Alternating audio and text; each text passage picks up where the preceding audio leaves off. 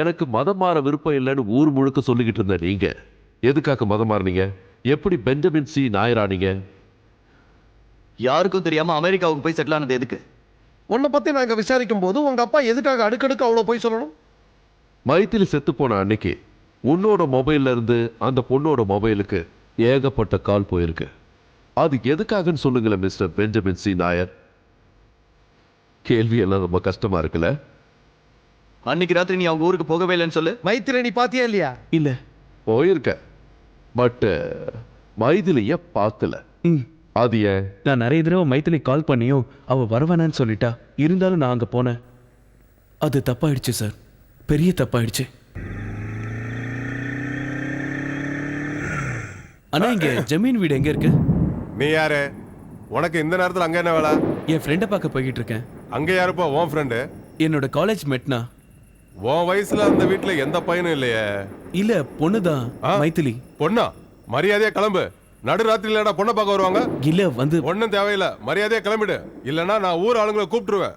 அதுக்கப்புறம் ஆம்புலன்ஸ்ல தாண்டி போனோம். கிளம்பு கிளம்பு. நீ இப்ப சொன்னதுல என்ன அவ்வளவு பெரிய தப்பு இருக்கு? மைதிலிய பார்க்க போன பார்க்க முடியல, திரும்ப வந்துட்ட. What is wrong in it? தப்பு நடந்ததே அதுக்கப்புறம் தான் சார். மைத்திலியை பார்க்க முடியாம நான் திரும்ப ஹாஸ்டலுக்கே வந்துட்டேன். ஃப்ரெண்ட்ஸ்லாம் என்னை கிண்டல் பண்ணுவாங்கன்னு அவங்க கிட்ட போய் சொன்னேன். ராத்திரி பூரா மைத்திலியோடு தான் இருந்தேன்னு நம்புற மாதிரி நிறைய பொய் சொன்னதுனால அவங்கெல்லாம் நம்பிட்டாங்க. அதுக்கப்புறம் மைத்திலி கீழே விழுந்து செத்து போயிட்டான்னு ஃபோன் வந்தது. நான் சும்மா பசங்க கிட்ட விளையாட்டுக்கு சொன்னதை அவங்க வேற மாதிரி எடுத்துக்கிட்டாங்க. நான் மைத்திலி கிட்ட மிஸ்பிஹேவ் பண்ணதாவும் அவ தப்பிச்சு ஓடும் போது இந்த மாதிரி சம்பவம் நடந்ததாவும் நம்பிட்டாங்க. அதுக்கப்புறம் நான் உண்மையிலேயே பயந்து போயிட்டேன் சார். மேல ஏதாவது பிரச்சனை வருமோன்னு பயந்தேன். பசங்கெல்லாம் என்னை பிளாக்மெயில் பண்ண ஆரம்பிச்சப்போ நான் ரொம்ப பயந்துட்டேன். அதுக்கப்புறம் எனக்கு தெரிஞ்ச வக்கீல போய் பார்த்தேன். நடந்த எல்லாத்தையும் சொன்னேன். நடந்த சம்பவங்கள் உன் மேல சந்தேகப்படுற அளவுக்கு மட்டும் இல்ல, கொலைகேசில உன்னை மாட்டி விட போதுமான சாட்சியா இருக்கும்னு வக்கீல் சொல்லியிருக்காரு. பணம், பேர், புகழ் இதெல்லாம் இருக்கிற ஒரு ஆளோட சப்போர்ட் உனக்கு வேணும்னு நீ போய் பார்த்த வக்கீல் சொன்னப்பதான் நீ உங்க அப்பாவோட காம்ப்ரமைஸ் ஆகலான்னு முடிவு பண்ண. ஆமா சார். அப்பதான் நீ பெஞ்சமின் சி நாயரானே. இன்னொரு கேள்விக்கு கரெக்டான பதில சொல்லிடு. மைதிலி ஒன்னும் உனக்கு வெறும் ஃப்ரெண்டு மட்டும் இல்ல, ஷி வாஸ் யுவர் லவர். அப்படி இருக்கும்போது மைதிலி செத்துட்டான்னு தெரிஞ்சதுக்கு அப்புறமும் நீ எதுக்கு அங்க போகாம இருந்த? பயத்துல தான் சார். எதுக்கு பயப்படணும்? யாருக்கு பயப்படணும்? நீ இப்ப சொன்னது எல்லாமே போய். நீ அந்த ஊர்ல யாரையும் பார்க்கல, திரும்பி போகவும் இல்ல. குற்ற உணர்ச்சியால தான் நீ சாவுக்கு போகல. உன் ஃப்ரெண்ட்ஸ் உன்கிட்ட சொன்ன மாதிரி நீ மைதிலியோட மிஸ்பிஹேவ் பண்ணிருக்க. உன்கிட்ட இருந்து தப்பிச்சு ஓடிடலாம் அவன் நினைக்கும் போது தான் அவன் உயிரே போயிருக்கு. இதான் நடந்துச்சு நான் சொல்றேன். அது இல்ல நிரூபிக்கிறதுக்கு உன்கிட்ட ஏதாவது சாட்சி இருந்தா speak it out. Come on, tell me. இந்த அளவுக்கு உன்னை நாங்க தண்ணி குடிக்க வைப்போம்னு நீ எதிர்பார்க்கல இல்லையா? பிரதீப் சொன்ன விஷயத்தை நாம இன்னொரு வாட்டி அனலைஸ் பண்ணலாம். விக்ரம், உங்க சொந்த ஊர் எது? பொன்முடி. டவுன்ல இருந்து 6 கிலோமீட்டர் உள்ள போனோம். சோ ஒரு கிராமம். ஆமா சார். அங்க இந்த மாதிரி ஒரு ராத்திரி பிரதீப்ப மாதிரி வெளியூர் ஆளை பார்த்தா சந்தேகத்தின் அடிப்படையில நீங்க அவனை துரத்தி விட்டுருவீங்க. ஆனா அடுத்த நாள் ராத்திரி பார்த்தவன் தேடி வந்த ஒரு பொண்ணு மர்மமான முறையில செத்துருக்கான்னு ஒரு நியூஸ் வருது. இந்த நிலைமையில நீங்க என்ன பண்ணுவீங்க? வாய முடிக்கிட்டு சும்மா இருப்பீங்களா? எப்படி சார் இருப்ப? போலீஸ் கிட்ட போய் சொல்ல வேண்டாம், ஓகே. ஆனா ஊர் ஆளுங்கிட்ட அட்லீஸ்ட் கக்கூஸ் போகும்போது பேசுவீங்கல்ல? சந்தேகமே வேண்டாம் சார், நான் கக்கூஸ் போகும்போது அதிகமா பேசுவேன். ரைட். அப்புறம் ஏன் பிரதீப் பார்த்ததா சொல்ற ஆளு யார்கிட்டயும் சொல்லல? போலீஸ் காதுக்கும் இந்த விஷயம் போகல. யாரோ ஒருத்தனா போன சாக்கோவுக்கும் இந்த விஷயம் தெரியல. ஆமா சார், என்னென்னவோ கதையெல்லாம் கேட்டோம். ஆனா இப்படி ஒரு கதையை கேட்கல. எதனால கேட்கல? ஏன் பிரதீப்பை பார்த்த அந்த ஆளு சைலண்டா இருக்கா? ஒருவேளை பிரதீப் சொன்ன விஷயத்தை நம்பணும்னா இந்தாங்க டீ எடுத்துங்க. Thank you sir. வெறும் சந்தேகம்தான். ஒருவேளை பிரதீப் பார்த்தவனே குற்றவாளியா இருந்தான்னா அவன் சும்மா தானே இருப்பான். பாசிபிள். ஆனா அந்த ஊர் ஆள் யாரு? ஜமீன் வீட்டுக்கு முறையா போன மைத்திலிக்கும் அந்த ஊர் ஆளுக்கு என்ன சம்பந்தம்? இதுக்கெல்லாம் மேல மைதிலியோட அப்பா அம்மாவை மிரட்ட ரவுடிங்களை அனுப்புறது யாரு? இந்த கேஸ்ல நாம பெரிய பெரிய ரவுடிங்களை பத்தி தெரிஞ்சுக்க வேண்டியிருக்கும். Because they are directly involved. ஓ, அப்படி ஒரு குழப்பம் இருக்கா சார்? சார், இந்த 2 விஷயத்துக்குமே ஒரு சம்பந்தமும் இல்லையே சார். சம்பந்தம் இருக்கணும். சந்தேகங்கள் தெளிவாகும் போது சம்பந்தம் தெரிய வரும். அது வரைக்கும் கன்ஃபியூஷன் தான். Hello, good morning sir. என் பேரு தனபாலன், ஞாபகம் இருக்கா சார்? அதான் சார், அந்த பழைய ஜமீன் கேஸை பத்தி உங்களுக்கே எல்லா விஷயமும் தெரியும். நான் நேர்ல கொஞ்சம் உங்களை பார்க்கணும். ஜெமீன் வீட்ல பேய் இருக்குன்னு நான் நம்பினதே எனக்கு கடவுள் பக்தி அதிகமா இருக்கிறதால தான். அதனால தான் இந்த கேஸை வேண்டான்னு சொல்லி விட்டீங்களோ? அப்படி இல்ல, அன்னைக்கு எந்த சந்தேகமும் வரல, அதனால அதை டிராப் பண்ணிட்டோம். சார், இப்ப வந்த விஷயத்த சொல்லிடுறேன். ஒரு இன்ஃபர்மேஷன் தர வந்தேன். நம்ம கேஸ் நடத்துற ஊர்ல பணம் திமிரு பிடிச்சவன் ஒருத்தன் இருக்கான். அவனோட பேரு அகிலேஷ். ஒரு பிசினஸ்மேன் பொண்ணை கல்யாணம் பண்ணிக்கிட்டதால கோடீஸ்வரன் ஆயிட்டான். போன வாரம் தான் நான் அவனை மூகாம்பிகை கோவில்ல பார்த்தேன். கூட ஒரு பொம்பளை. பொம்பளை இல்ல, பொண்ணு தான். அங்கதான் எனக்கு டவுட்டே வர ஆரம்பிச்சது. அந்த பொண்ணு ஞாபகம் வந்தது. நம்ம ஜமீன் வீட்ல இருக்க பொண்ணு சார், பேரு மாயா. இந்த கேஸ்ல இந்த இன்ஃபர்மேஷன் ஏதாவது ஒரு வகையில யூஸ் ஆகும் தான் உங்ககிட்ட வந்து சொன்னேன். டீ ரொம்ப டேஸ்டா இருக்கு சார். எல்லாமே உங்க கை பக்குவம் தான் போல இருக்கு. அதெல்லாம் ஒண்ணு இல்ல, டீ தூள. அப்ப நான் கிளம்புறேன் சார். உங்களை மீட் பண்ணதுல சந்தோஷம். Thank you for the information. அதாவது காலேஜ் படிக்கிற டைம்ல இந்த மாயாமாக்கும் அந்த அகிலேஷுக்கும் லவ்ஸ் இருந்தது.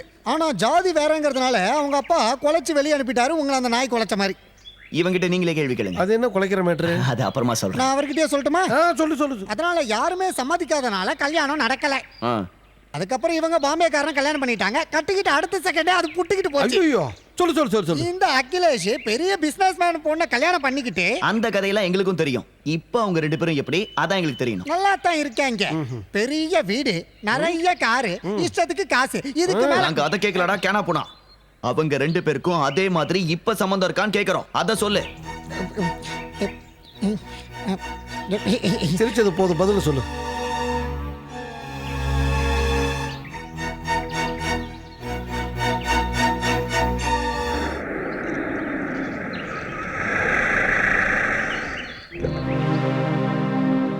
என்ன ஞாபகம் இருக்கா?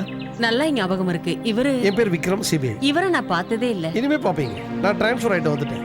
இன்னும் கேஸ் முடியலையா? இல்ல, நடந்துகிட்டு இருக்கு.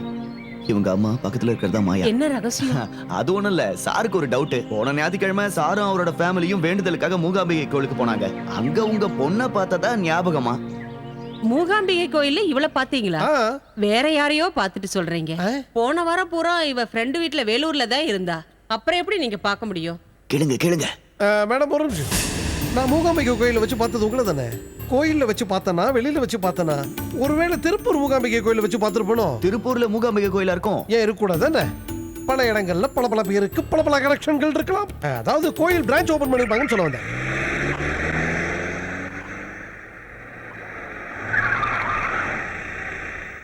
Akhilesh auto finance, Akhilesh exports. Black money இவங்கிட்ட தான் பொருளும் போல இருக்கே. நீ உள்ள போய் அந்த ஓனர் அகிலேஷ் கிட்ட டீல் பண்ணு. நான் இந்த வெளியில மண்டப்பாய் கிட்ட குத்தி விட்டு ஏதாவது வாங்க பாக்குறேன்.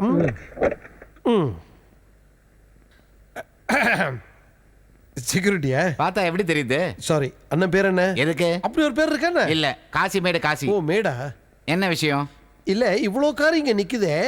ஆபீஸ்ல அவ்வளவு பேர் கார் வச்சிருக்காங்க. அதெல்லாம் ஒண்ணும் இல்ல சார். பணம் ஒழுங்கா கட்டாதனால எல்லாத்தையும் புடிச்சு கொண்டு வந்து இங்க வச்சிருக்கானுங்க, அவ்வளவுதான். ஐயோ, அது சரி. பாக்கி கட்ட வந்திருக்கீங்களா இல்ல காரை எடுத்துட்டு போக வந்திருக்கீங்களா? இல்ல, நான் இங்க வந்ததே வண்டிக்கு ஃபைனான்ஸ் வாங்கதான்.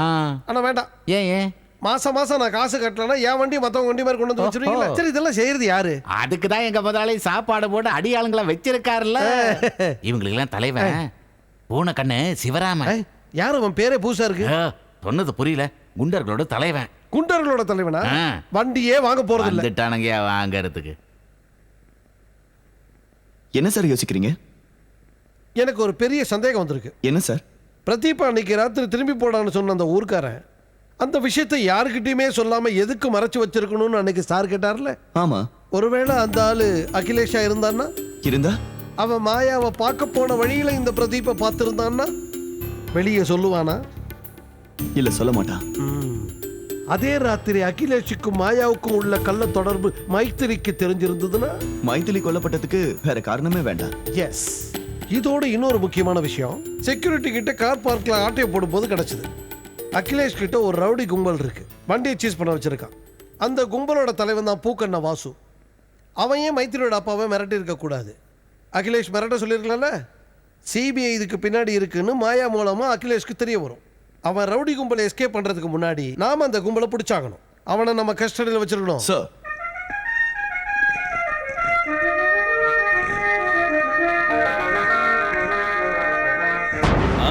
இவன் தான் பூக்கண்ணு சிவராம.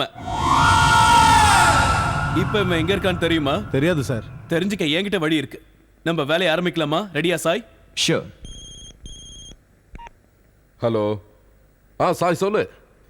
பூக்கண்டு வாசுவா எங்க இருக்கா? பிடிச்சிட்டீங்களா? இதோ கிளம்புறேன், உடனே வரேன்.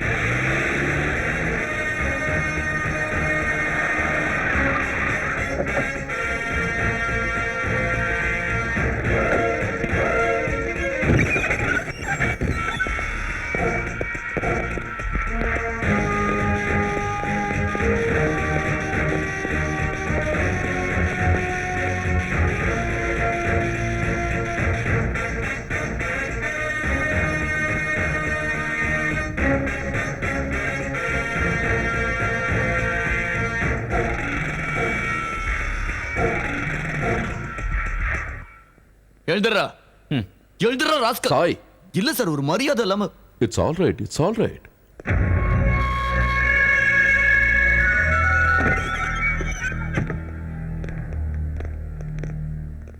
விசாரிச்சதுல என்ன தெரிஞ்சது?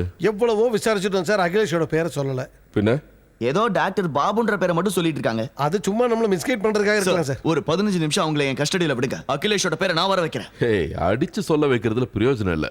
அது மட்டும் இல்லாம சிபிஐ ரூல்ஸும் இல்ல. டாக்டர் பாபு இந்த பேரை எங்கேயும் கேள்விப்பட்டிருக்கேன். நம்ம ஜமீன் வீட்டில் இருக்கிற டாக்டர் கிருஷ்ணனோட பார்ட்னர் ஒருத்தர் இருக்காரு, அவரோட பேர் என்ன? டாக்டர் பாபு. அடச்சே, நான் எப்படி அதை மறந்தேன்? இவ்வளவு இம்பார்ட்டன்டான லிங்கை நீ எப்படி சாய் மறந்த? Sorry sir. It's all right, come on. பாபுவை பத்தி உனக்கு என்னென்ன தெரியும் சாய்? நேஷனல் ஹாஸ்பிட்டல்ல ஒர்க் பண்றாரு. டாக்டர் கிருஷ்ணனும் கொஞ்ச நாள் அங்க ஒர்க் பண்ணாரு. இப்போ ஒர்க் பண்ணலையா? வேலையை விட்டு 2-3 வருஷம் ஆச்சு. அவ்வளவுதானா? Yes sir. சரி, நம்ம ஹாஸ்பிட்டல் வரைக்கும் போயிட்டு வருவோம். இவனுங்களோட பேச்செல்லாம் நம்பிட்டு போகணுமா சார்? அப்படி எல்லார் பேச்சையும் அலட்சியமா நினைக்க கூடாது. ட்ரை பண்ணி தான் பாப்போமே. Okay sir.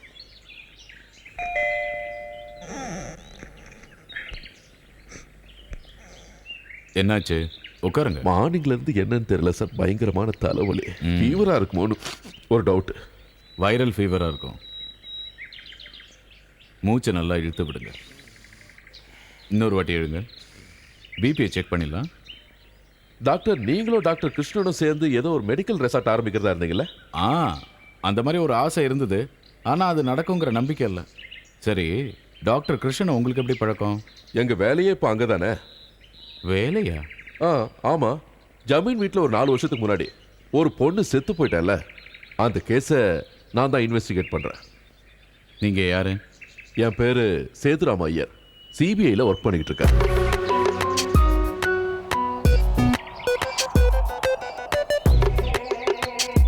பிரிஸ்கிரிப்ஷன் எழுதி கொடுத்தீங்கன்னா கிளம்பிடுவேன். S S. டாக்டர், பேனாவை திறக்கலாம். இப்படி இப்ப எழுதுங்க. உங்களுக்கு பயங்கரமா வேர்க்குது டாக்டர். நான் பிபி செக் பண்ணிட்டேன். No thanks.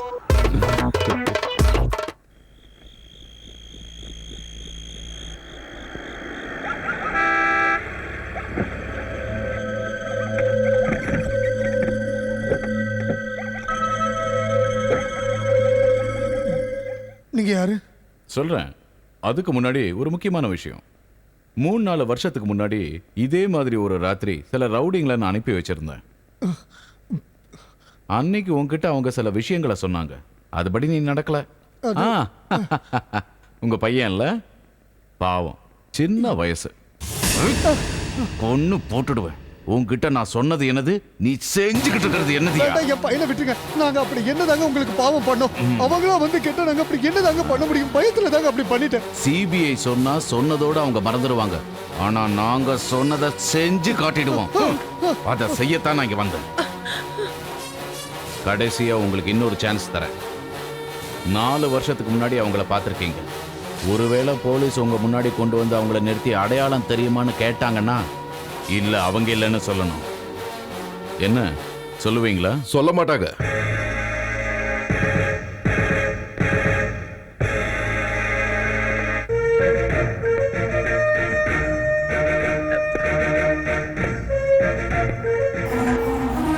ரொம்ப ஷாக் ஆயிடாதீங்க. இது எங்களோட டெக்னிக். சந்தேகப்பட்டோம்னா நாங்க அவங்களை கேள்வி கேட்போம். அவன் ஏதாவது ஒரு உண்மையை மறைச்சான்னா நிச்சயமா அவன் ரியாக்ஷன் காட்டுவான். அதான் நாங்க முன்னாடியே வந்துட்டோம். எனிவே அதெல்லாம் போட்டோம். நீங்க இப்ப சொன்னீங்கல்ல டாக்டர், ரவுடிங்களா அனுப்புனது நீங்க தானே, எதுக்காக அனுப்புறீங்க? அந்த கேள்விக்கு பதில் நான் சொல்றேன். ஹரிஹரனை மிரட்ட வாசுவை ஏற்பாடு பண்ணது நான் தான். வாசுவை எனக்கு நேரடியா தெரியாததுனால பாபு எனக்கு ஹெல்ப் பண்ணாரு, அவ்வளவுதான் விஷயம். எதுக்காக பயமுறுத்துறீங்க? உங்க ஆளுங்க தான் எல்லாத்துக்குமே காரணம். அந்த வீட்டை எப்படியாவது வித்தாதான் எங்களுக்கு நிம்மதி. அதுல உங்க இன்வெஸ்டிகேஷன் எங்களுக்கு பிரச்சனையா இருக்கு. அதனால தான் ரவுடிகளை வச்சு அவங்கள மிரட்டணும், அவ்வளவுதான். சிபிஐனா புரோக்கர் வேலை பார்க்கறதுன்னு நினைக்காதீங்க. எங்களுக்குன்னு ஒரு டிகினிட்டி இருக்கு. அத பத்தி எல்லாம் நீங்க பேசாதீங்க. செருப்ப கணக்கெடுக்கவே விசாரணை கமிஷன் வச்சவங்க நீங்கன்னு ஊருக்கே தெரியும். மிஸ்டர் கிருஷ்ணன் நாயர், எங்க முன்னாடி இப்ப நீங்க ஜமீன் விட்டு வாரிசாவோ டாக்டராவோ நிக்கல. You are a suspect. உன்னை கேட்கிற கேள்விக்கு மட்டும் பதில் சொல்லு. Come on, tell me. எதுக்காக அவங்கள பயமுறுத்துறேன்? அந்த வீட்டை வித்தா மட்டும்தான் எங்க பிரச்சனை தீரும்னு காப்ராசாமி சொல்லிட்டாரு. சிபிஐ இதுக்கு தடையா இருக்க கூடாதுன்னு தான் அப்படி பண்ணோம். நீங்க ரவுடியை விட்டு மிரட்டினது 4 வருஷம் முன்னாடி. ஆனா 2 வருஷம் கழிச்சு தான் காப்பர் வந்து அந்த வீட்டையே விற்க சொன்னாரு. கரெக்டா? 4 வருஷத்துக்கு முன்னாடி கனவுல பாட்டியா வந்து சொன்னாங்க காப்பர் வருவான், வீடு விற்க ஐடியா கொடுப்பான்னு.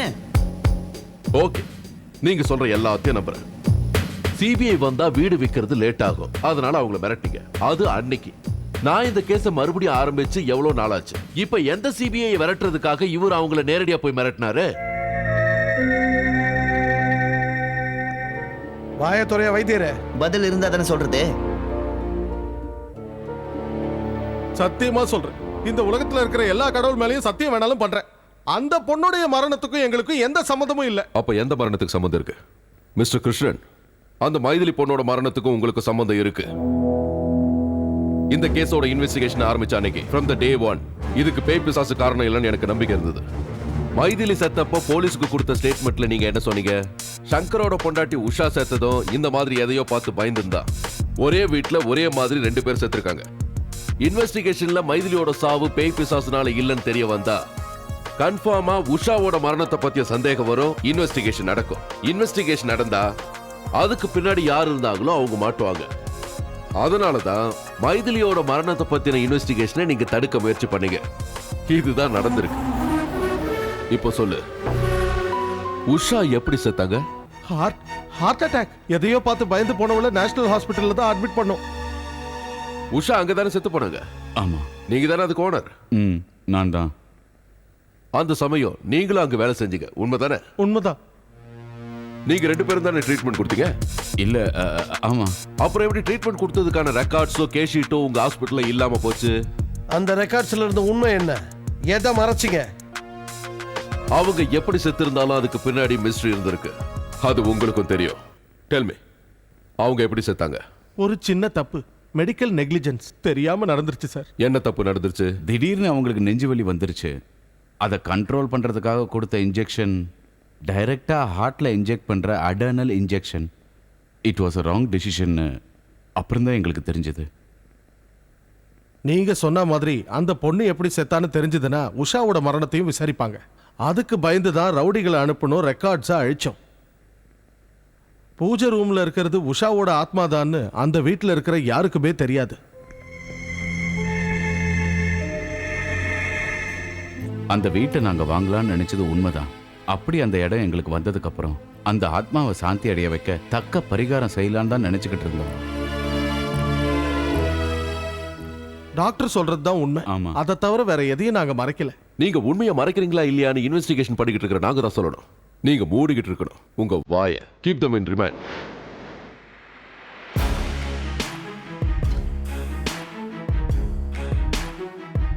இதுவரைக்கும் ஜமீன் வீட்டை சம்பந்தப்பட்ட 2 பேர் இறந்திருக்காங்க.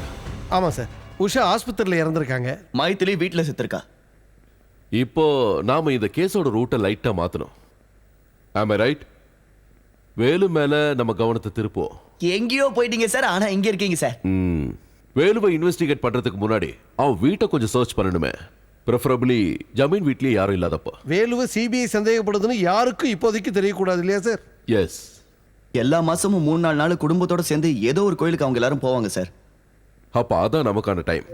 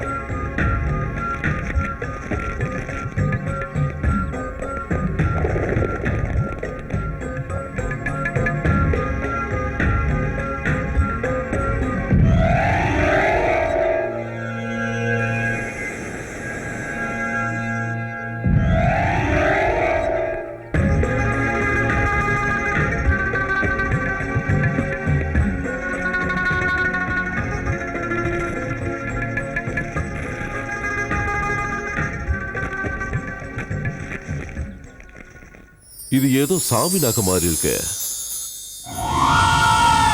அந்த பூஜை ரூம்ல இருந்த பொருட்கள் எல்லாம் எந்த கோயில்ல கொடுத்துருக்காங்கன்னு தெரியுமா? இங்க பக்கத்துல தான் சார், அணிமங்கலம் கோயில்ல.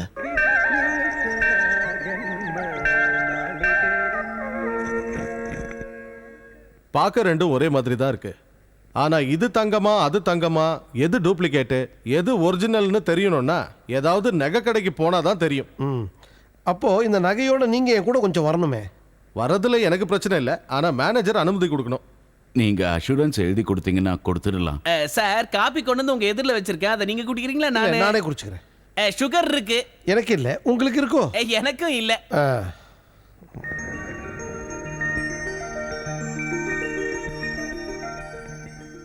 லேடிஸ் ரிங் இருக்கா? இருக்கு சார்.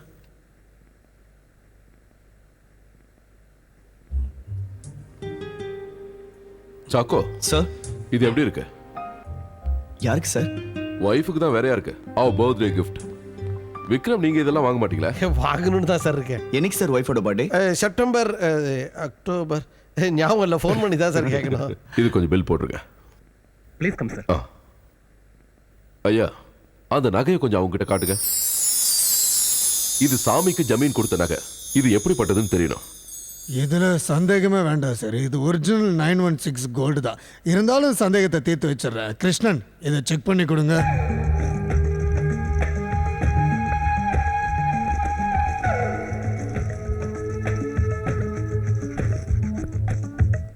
சார், இது சொக்க தங்கம் தான். நான் தான் சொன்னல சார், இது பியூர் 916 கோல்டு. அப்போ இதையும் கொஞ்சம் பாருங்க. இது வெறும் டூப்ளிகேட் சார், பித்தளையில் செஞ்சது. ஆனா பார்க்க ஒரே மாதிரி இருக்கு. அதான் செஞ்சவனுடைய திறமை. எதிர்பாராம ஏதோ ஒன்று நடந்திருக்கு. அதனாலதான் வேலுவுக்கு இது ஒரிஜினல் கிடைக்காம போயிருக்கு. யார் இந்த டூப்ளிகேட்டை வேலுக்கிட்ட கொடுத்துருப்பாங்க? சார், இது சாமிக்காக உருவாக்கின நகை தானே. இது ஒரிஜினல் யார் பண்ணதுன்னு சொல்ல முடியுமா? சொல்லாம. இது எஸ்ஏஆர்னு எழுதிருக்கு. என்ன வருஷம்னு எனக்கு சரியா தெரியல. கிருஷ்ணன், கொஞ்சம் செக் பண்ணுங்க. இது உண்மையிலேயே ரொம்ப பழமையானது தான். யாரோ ஒரு பெரிய ஆச்சாரி தான் செஞ்சிருக்காரு. நம்ம ஊர்ல எஸ்ஐஆர் ஜுவல்லரின்னு இருக்கு, ரொம்ப ஃபேமஸான கடை. அவங்க பல வருஷமா இந்த தொழில தான் பண்ணிட்டு இருக்காங்க. குத்து மதிப்பா இது எவ்வளவு விலை போகும்? தங்கத்தை விட இதோட பழமைக்கு தான் விலை அதிகம். அதோட இது சொக்க தங்கம். சரியான பையரா இருந்தா 60 இல்ல 70 லட்சம் போகும்.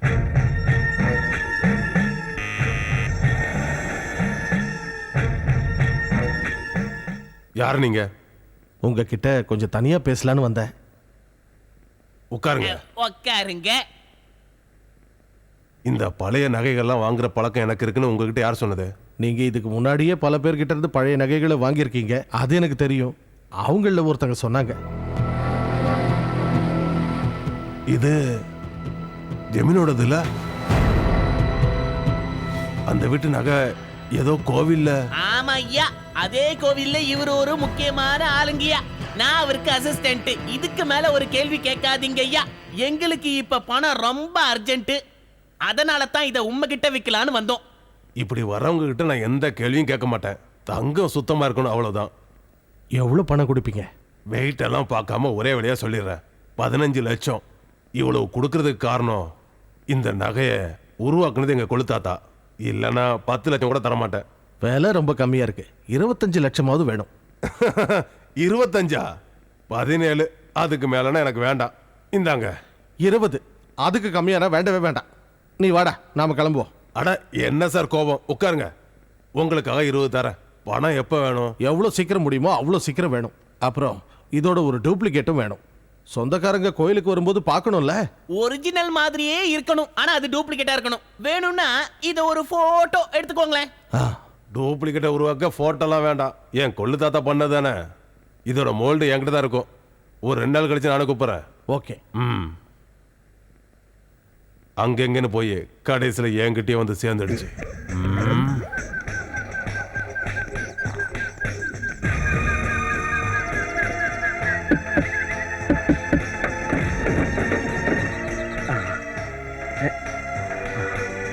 வாங்க வாங்க.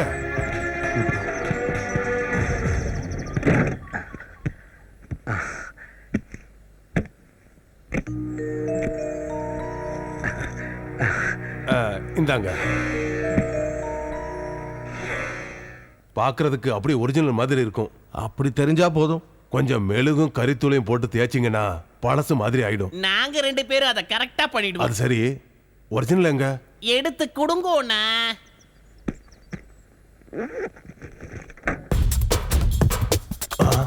உள்ள இன்னும் 4-5 பேருக்கு இடம் இருக்குமோ?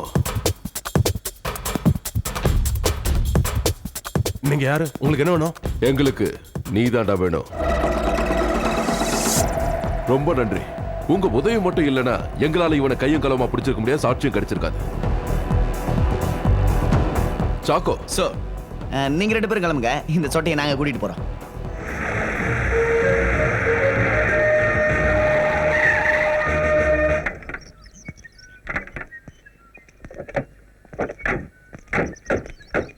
இந்த ஆள் தெரியுமா?